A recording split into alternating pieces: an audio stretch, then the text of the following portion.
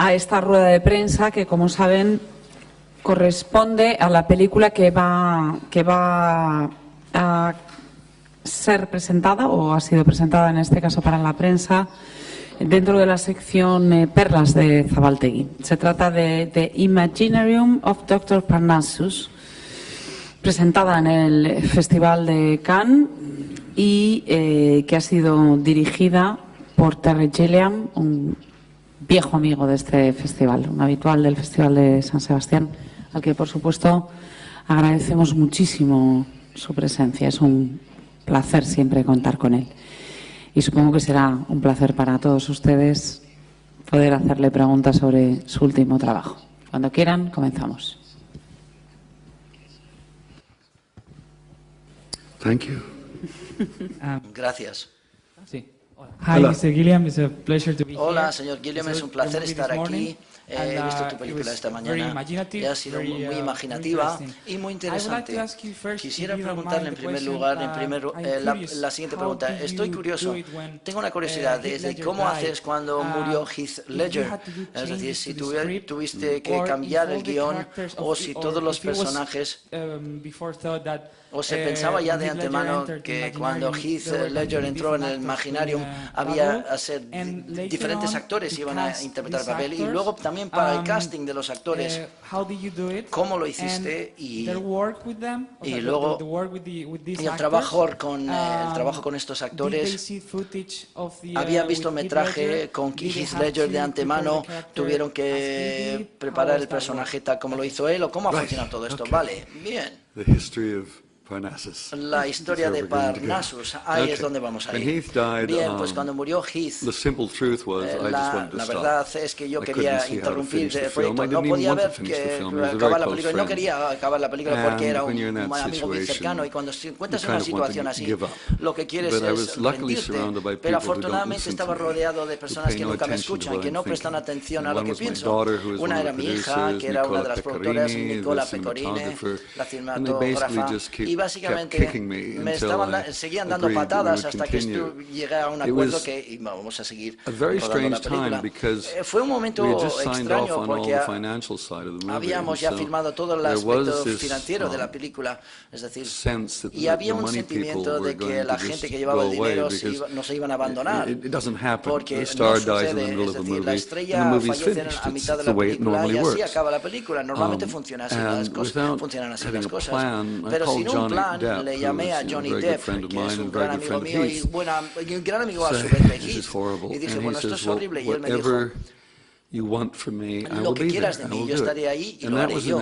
Y eso fue un momento importante para mí porque les ofreció confianza a los que habían invertido en la película para que tuvieran confianza que íbamos a finalizar la película. Y la gente dijo, bueno, tienes que buscar otro actor para sustituir a Heath. Es imposible, no puedo, no lo voy a hacer. Y una semana antes hablamos y finalmente decidimos que el personaje que interpreta a Heath atraviesa el espejo tres veces. Por tanto, vamos a hacer tres actores diferentes. La decisión fue muy pragmática. Cualquier actor maravilloso va a estar trabajando en otro proyecto, y eso fue muy pragmático. Y luego empecé a llamarles Johnny, evidentemente, y luego llamé a otros actores que eran amigos de Heath. Era importante de que quien continuara el personaje fueran amigos de Heath, para que todo quedara en familia. Y Jude estaba disponible, y Colin también, y fue así de sencillo. Ahora tenemos Johnny, Colin y Jude. Ahora, ¿qué haces con estos tres? Y ese fue el siguiente problema. Así que, básicamente, lo principal que hicimos es el borracho que atraviesa por primera vez su espejo, el espejo cambia su cara. Ahora ya se ha establecido que se puede cambiar la cara, el principio, es decir, y si entras con otra persona, quizás su imaginación sea más fuerte que la tuya. Y básicamente eso es lo que acabó funcionando. Lo que no sabía es si iba a funcionar, porque teníamos que rodar, teníamos que seguir progresando, no podíamos interrumpir el rodaje. Así que fue muy difícil hacer que los tres estuvieran allí cuando queríamos, así que tuvimos que cambiar el horario para encajar con el suyo, porque estaban trabajando en otras cosas. Y les di un DVD con algunas de las escenas que había rodado con Heath, por tanto ya estaban familiarizados. habían familiarizado con lo que había hecho, pero no podían ensayar, tenían que llegar y hacerlo, e interpretarlo. Por eso era importante que fueran amigos de Heath, porque le conocían. Colin en un momento dado me dijo, cuando estaba rodando, era como el espíritu de Heath le estaba entrando en el cuerpo, estaba canalizando a Heath. Así que por eso fue muy importante que conocieran a Heath, y el espíritu de Heath fue una presencia muy poderosa durante el rodaje. Era como Johnny, por ejemplo, le tuvimos un día y 3 horas y media, solamente eso. Y si ves su interpretación, es increíble. Llegó, estaba preparado y bingo. Y entonces veo la película ahora y no me creo que solo le tuvimos tan poco tiempo, porque tenía tanta confianza y es brillante su interpretación. Y tuvimos que organizar qué actor primero, y yo pensé que Johnny era el adecuado, el correcto, porque si la gente aceptaba que él asumir el papel, aceptarían los demás, y eso funcionó. Y curiosamente, Jude, yo había hablado con Jude para interpretar el papel de Tony antes de Heath, pero Jude estaba en otro proyecto, en otra película, y creamos un libro para presentarlo a Hollywood para conseguir el dinero, un libro acerca de mis storyboards y cuadros de qué aspecto iba a tener la película, y la secuencia con las escaleras. Habíamos puesto la cara de Jude en el personaje, y él acabó siendo el personaje en la escalera, y eso fue extraordinario. Y Colin tuvo la parte más difícil, porque nos tiene que llevar toda la última parte de la película. Él interpreta el papel, su papel, mejor dicho. Es increíble, porque no teníamos tiempo para ensayar, tenían que entrar y hacer el papel, interpretar el papel, y el hecho de que funcione es extraordinario, es como un milagro. No tenía que haber funcionado, y funciona de manera brillante, y algunas personas pensaban que la película estaba diseñada así. No es así, pero esa es la película que existe ahora. Así que yo creo que es maravilloso. Yo creo que es un testamento maravilloso por el amor que generaba Heath. A la gente le caía muy bien Heath, y todos entraron a trabajar, y trabajaron gratuitamente. El dinero que básicamente vinieron y dijeron, bueno, Heath solo había hecho la mitad del trabajo, así que los financieros solamente querían pagar la mitad de lo que supuestamente se le pagaba a Heath. Johnny, Colin y Jude dijeron, no, trabajaremos por el dinero que se le iba a pagar a Heath, y el dinero se lo vamos a entregar a su hija. Y esto nunca sucede en el cine. Y por eso digo que la película es un acto de amor, una cosa extraordinaria. El hecho de que funciona es un milagro increíble. Sí. Buenas tardes, señor Gilliam. Es un placer hablar con usted. Tenía 2 preguntas para usted. La primera es, una vez más vemos que sus héroes son vagabundos o gente sin hogar. Quería saber si siente usted afecto por este tipo de personas, si siente identificada por alguna razón. Y la segunda pregunta es si sueña usted mucho o muy a menudo. I'll do the last one. I don't dream that much. No, la última, no sueño demasiado, y si tengo sueños no los recuerdo luego. Mi vida es una especie de sueño despierto. Me gusta soñar en la realidad cuando estás despierto y reinventarlo en todo momento, que eso es lo que hago. Gente sin hogar o vagabundos es de gente que está fuera de la corriente normal, es decir, de lo que sea el mundo o el sistema, porque ellos tienen el tiempo de contemplar el mundo de manera clara. Siempre me ha gustado gente de fuera, niños y tontos. Todos parecen contemplar el mundo con unos ojos abiertos y honestos. Los demás estamos siempre a todo correr, trabajando, pagar la hipoteca y sin aliento, comprando ropas y comprar más y más cosas, y no hay tiempo ni siquiera para pensar. Y es la gente fuera del sistema realmente que, para mí, pueden contemplarlo de una manera mucho más clara. Homeless, they should get mortgages. They should get jobs like the rest of us and work 24 hours a day, striving, buying things. Now, the homeless, in many ways, when we did Fisher King, we tried to hire a lot of homeless people because intentamos contratar a muchas personas sin hogar, porque de ahí por ahí va la película, pero eran mucho más independientes de lo que nosotros queríamos que fueran. Les pagamos dinero, queríamos rodar una escena y por la noche se marchaban. Okay, they took the money and they went, good for them. Se llevaban el dinero y se marcharon. So I don't hire homeless people. Thank you very much. A personas sin hogar. Muchísimas gracias. I respect and admire them, but I don't work with them. Pero no trabajo con ellos, que sepas. Señor Gilliam, dos preguntas y una reflexión, si puede llamarse así. Primero, ¿qué queda? Porque al ver esta película no existe humor, puede existir una cierta gracia, pero no el humor que tenían Monty Python o Monty Python, que no sé muy bien cómo se pronuncia.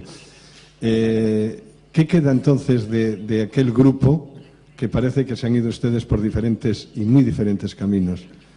Segunda cuestión, a mí de los tres actores que ha dicho que se han sacrificado por su compañero, a mí el que más se me parece es Johnny Depp.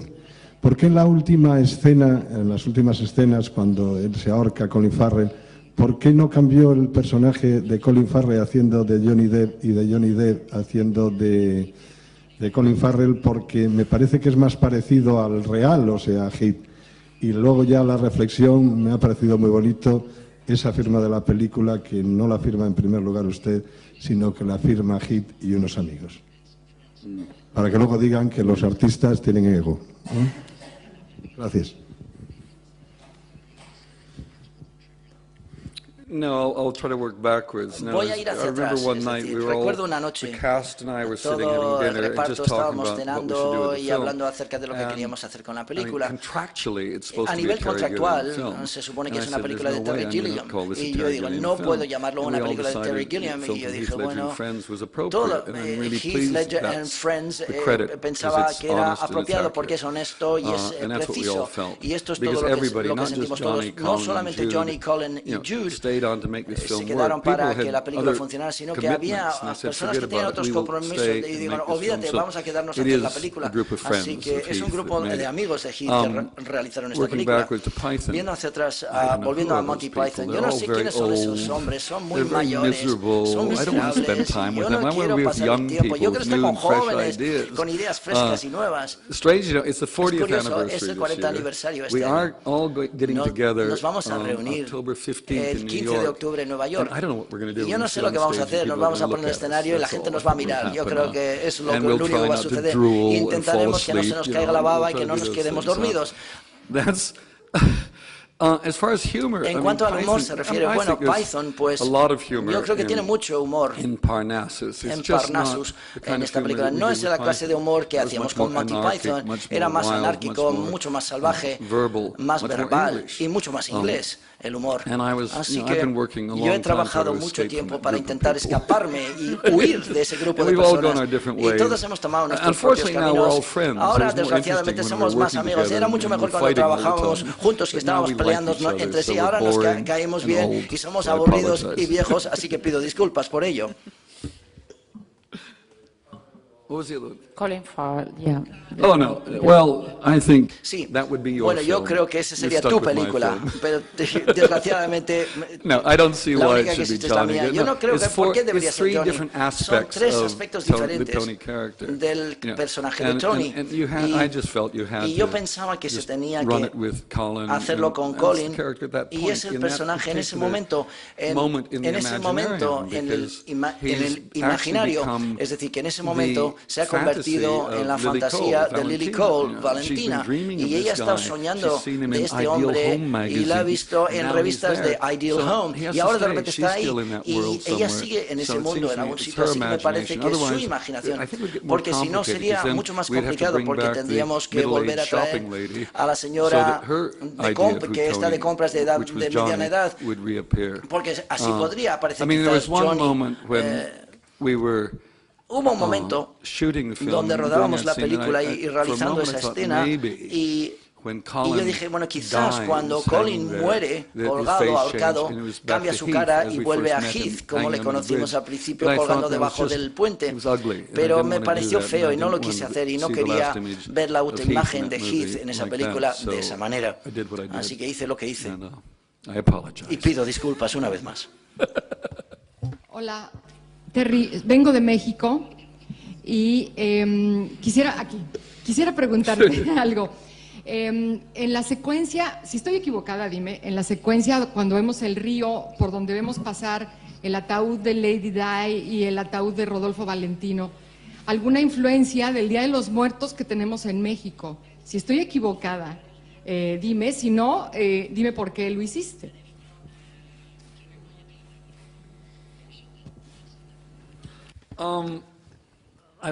Siempre me ha gustado el Día de los Muertos mexicano. Siempre he estado intrigado. Los mexicanos no temen la muerte, juegan con la muerte, se ríen de la muerte y eso me encanta. Pero no pensaba en eso cuando lo rodé. Me pareció ese momento donde todas estas personas famosas que habían muerto joven, y es de un comercial, Johnny siendo Tony, que vende la idea que puedes vivir para siempre.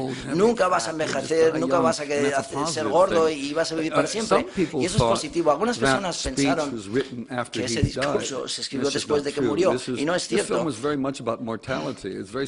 La película, el elemento céntrico es la mortalidad y la inmortalidad, pero que la muerte es un elemento central de la historia que queremos contar. Y en un momento dado me preocupa que hay que tener mucho cuidado de lo que uno escribe, porque lo que sucedió en la película fue increíble. Pero estábamos hablando de todas estas cosas. Una cosa interesante, no cambié ningún diálogo después de morir Heath. Cambié algunas escenas, pero no los diálogos.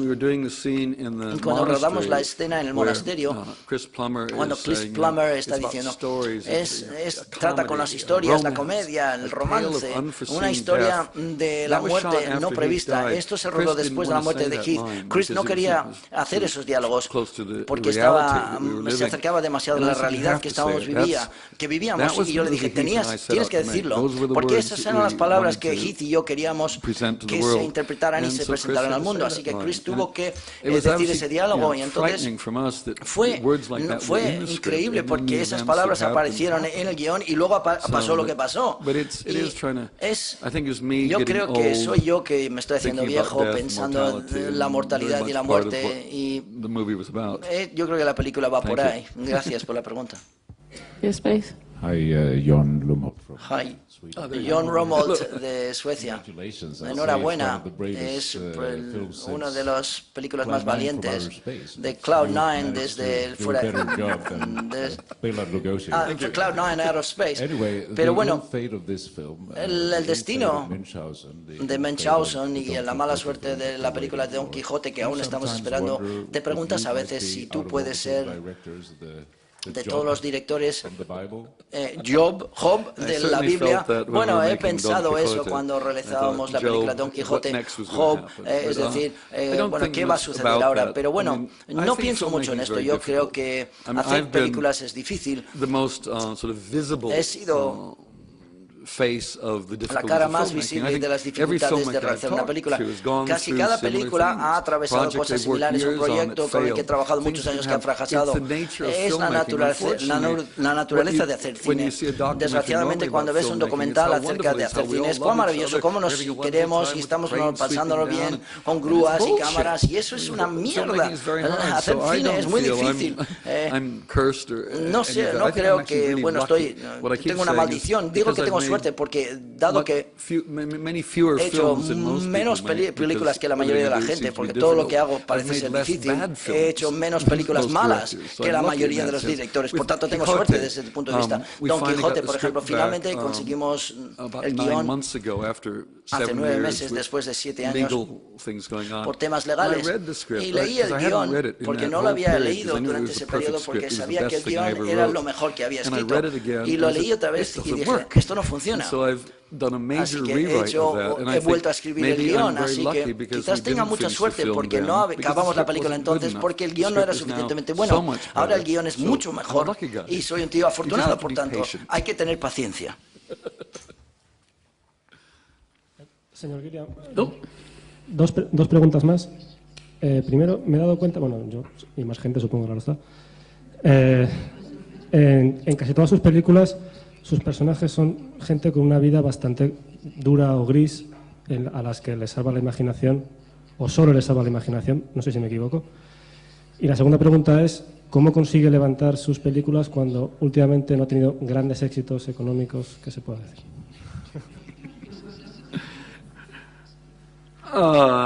Yes. Sí.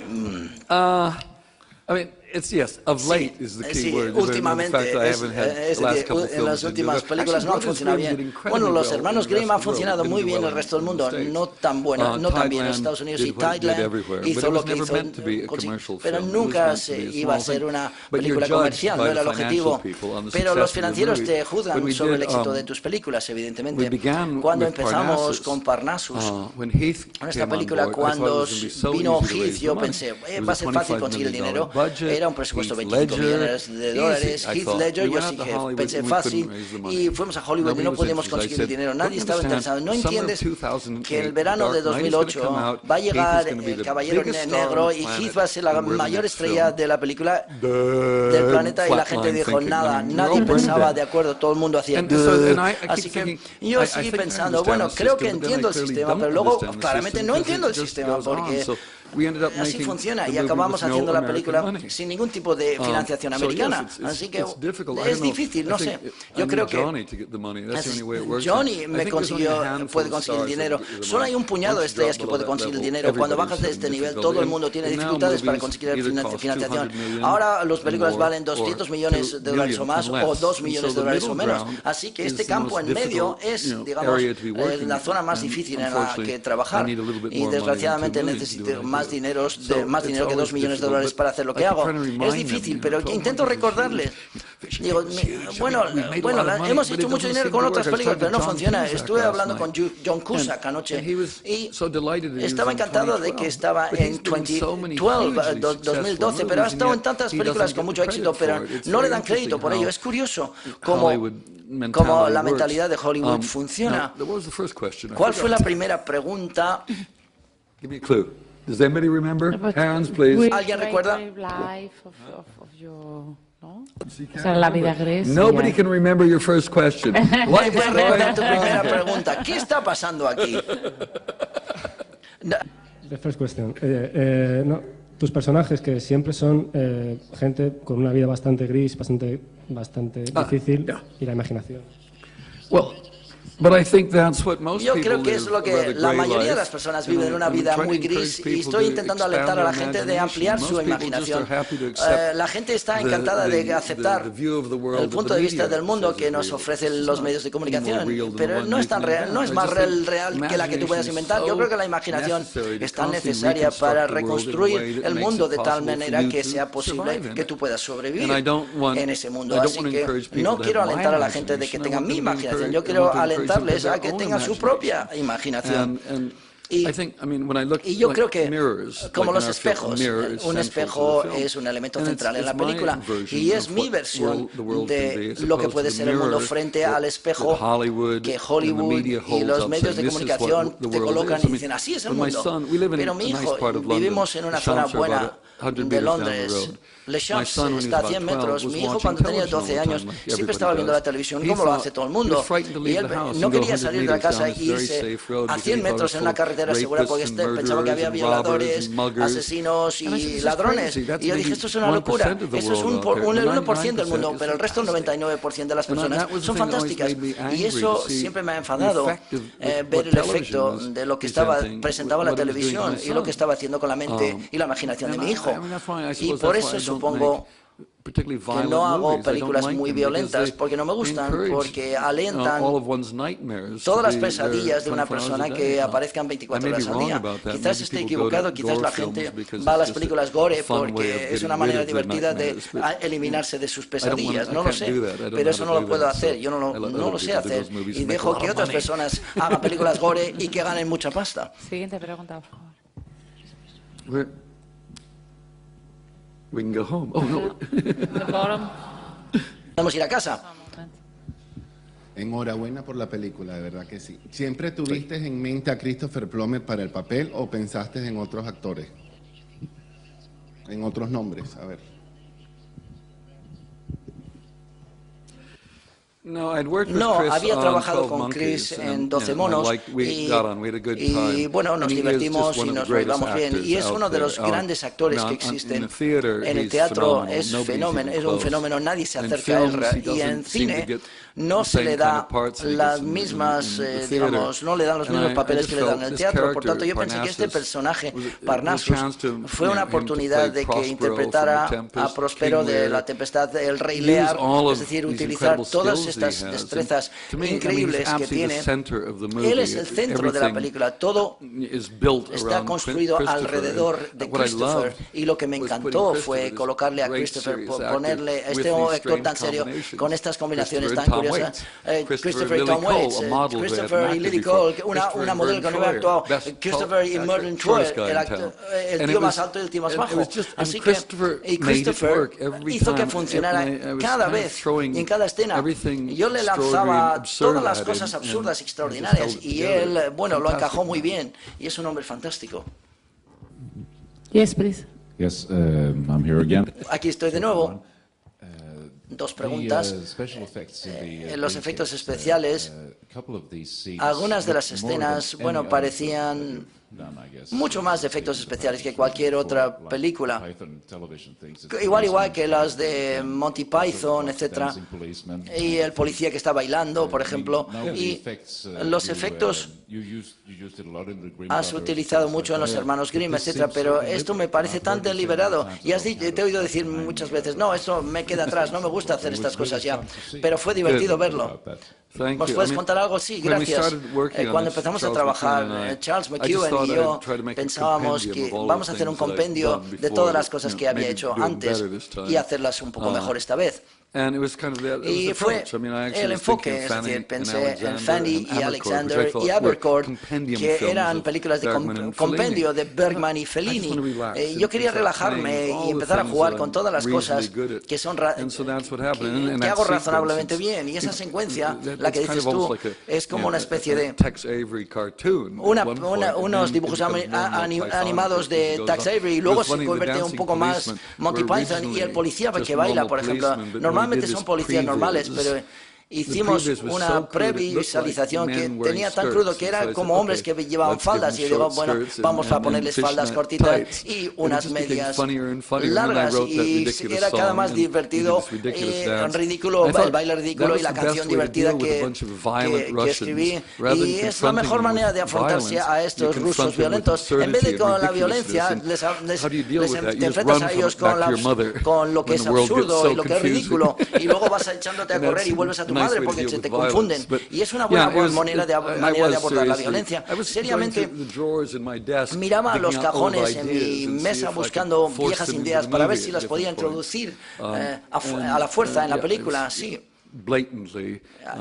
Claramente era autoconsciente de todo lo que estaba haciendo.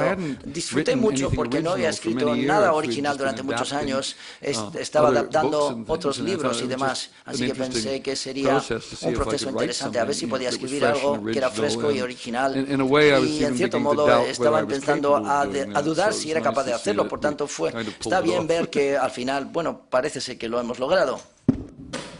Oh no, he broke it. Oh no, lo ha roto. Un placer tenerle por aquí. Quería hacerle dos preguntas. La primera era, habiendo visto muchos de sus cortos de animación, ¿tiene pensado algún largometraje animado? Y el segundo es, ¿qué piensa del género de la fantasía? O sea, por ejemplo, Parnassus es mucho más, digamos, artesanal, como El laberinto del fauno, por ejemplo, no es tan... Eso de los anillos, Harry Potter. ¿Qué opina del género a día de hoy? Y bueno, repito los de animación. Y si tiene pensado hacer alguna película de animación similar a sus cortometrajes. Gracias.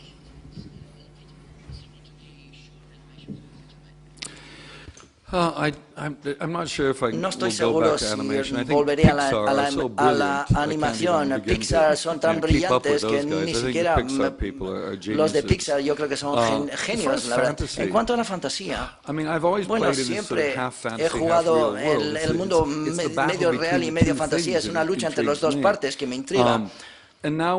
Y ahora, especialmente con CG, por ejemplo. ¿Por qué no puedo hacer esto? A ver. En 2012 estaba viendo algo, todo es CG, es decir, puedes hacer todo con digital, porque eso me preocupa, porque puedes hacer todo, no significa que deberías hacer todo de esa manera. Así que limito algo de lo que hago, mejor dicho, y la gente que me da el dinero, evidentemente, me limitan porque se aseguran que no me van a ofrecer 200 millones de dólares, y me obliga a pensar de otra manera. Y eso me gusta porque siempre he tenido un problema con la fantasía, y es que si es escapista, digamos, no reverbera dentro de mí. Es decir, me gusta el problema de intentar escaparme del mundo real y reformar el mundo real en otra cosa, y nunca jamás quizás tenga éxito. Y yo creo que se acerca mucho más a nuestras vidas, así que esto es lo que hago yo. Puedes hacer casi cualquier cosa hoy en día si tienes bastante dinero, y ese es el problema. Aquí otra vez. México. Ahora que hablaban de los efectos especiales, me hizo pensar en una persona que trabaja el cine a nivel tecnológico, como lo haces tú, a nivel técnico. El público, cuando llegó el cine y había una pantalla que proyectaba una locomotora que parecía que atropellaba a los espectadores, se sorprendió y se asustó. ¿Y a dónde va la tecnología de hoy? Estamos hablando de la tercera dimensión, estamos hablando de gran parafernalia en los efectos especiales. ¿Qué es lo que sigue para seguir sorprendiendo a las audiencias?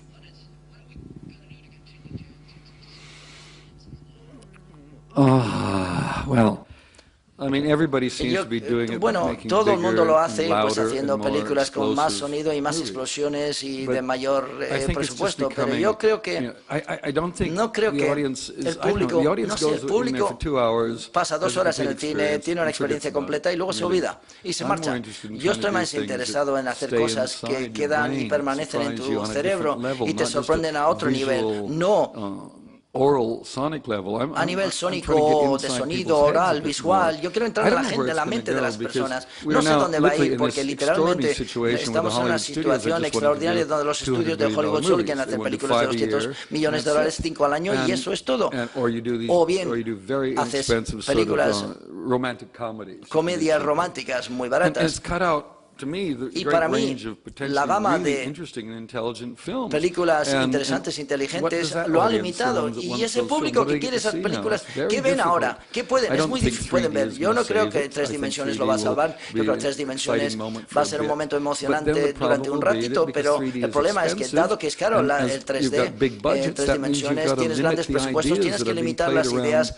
Es decir, cuanto más dinero tienes, menos puedes explorar ideas interesantes. Yo creo que este es el problema, porque tienes que entretener y tienes que reasegurar al público que la vida está bien, aunque hayas hecho explosionar todo el planeta, está bien. Así que no creo que Hollywood realmente quiere inspirar a la imaginación de las personas, porque la imaginación es una cosa peligrosa. Y si todo el mundo tuviera una imaginación, ¿quién sabe lo que sucedería en el mundo? La gente quizás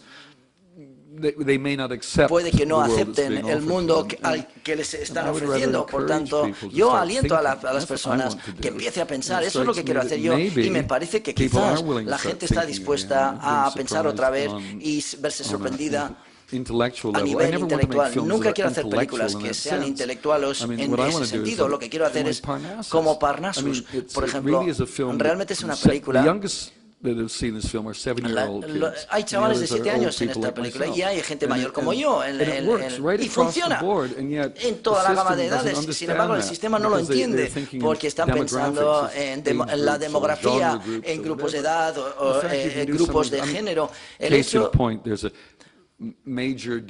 hay una empresa de distribución muy importante con una película, un director muy importante, pero no voy a decir nombres, no voy a decirles los nombres, y vieron Parnassus y dijeron: es maravilloso, nos encanta, pero es demasiado sofisticado para nuestro público. Eso es una cosa horrible de decir, no es demasiado sofisticada. Los niños invariablemente lo pasan mejor con mis películas que los adultos, porque los niños tienen la mente abierta. Cuanto más viejos somos, estructuramos cómo vemos el mundo y cómo vemos falso cine. Y yo creo que eso es cerrar las posibilidades que existen. Y decir que esta película es sofisticada o demasiado sofisticada para niños es ridículo. Esto subestima a los niños. Y yo preferiría ofrecerle a la gente el beneficio de la duda y decir, básicamente, la humanidad es un grupo de animales bastante inteligentes. Vamos a alentarles que sigan siendo inteligentes, ¿cómo no? Mr. Gilliam, siguiendo un poco lo que está, siguiendo un poco lo que está diciendo, ¿Parnassus es una película, un cuento para mayores o es un cuento en general? En general, para todo el mundo, para ti, para mí, la niña de ahí abajo, la señorita de aquí, no tiene nada que ver con la edad. Yo creo que tiene que ver con la actitud hacia la vida, ante la vida. Trata de esto. Así que es como Time Bandits.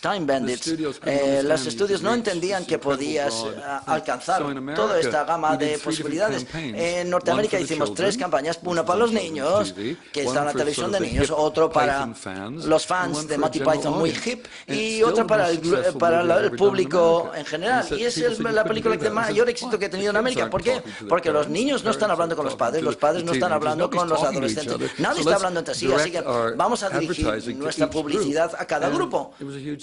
Y tuvo un gran éxito. Y durante un momento Hollywood dice, bueno, esto lo podemos hacer esta clase de cosas. Y esa actitud dura, un par de semanas y luego vuelven a lo que siempre ha hecho y hace Hollywood. Así que literalmente tiene que ver con una actitud y estás dispuesto a liberarte. Yo digo a la gente que te olvides cuando vienes a ver una película mía. Olvídate de lo que sabes, relájate, fíjate de mí y llegarás al final. ¿Alguna otra pregunta?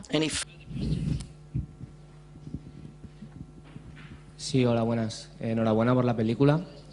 Me gustaría saber cómo es el director, o sea, cómo es usted trabajando. ¿Es usted una persona que delega a sus trabajadores, a sus compañeros, o está muy encima del director de arte, del director de foto, y usted se encarga de los actores y ya está?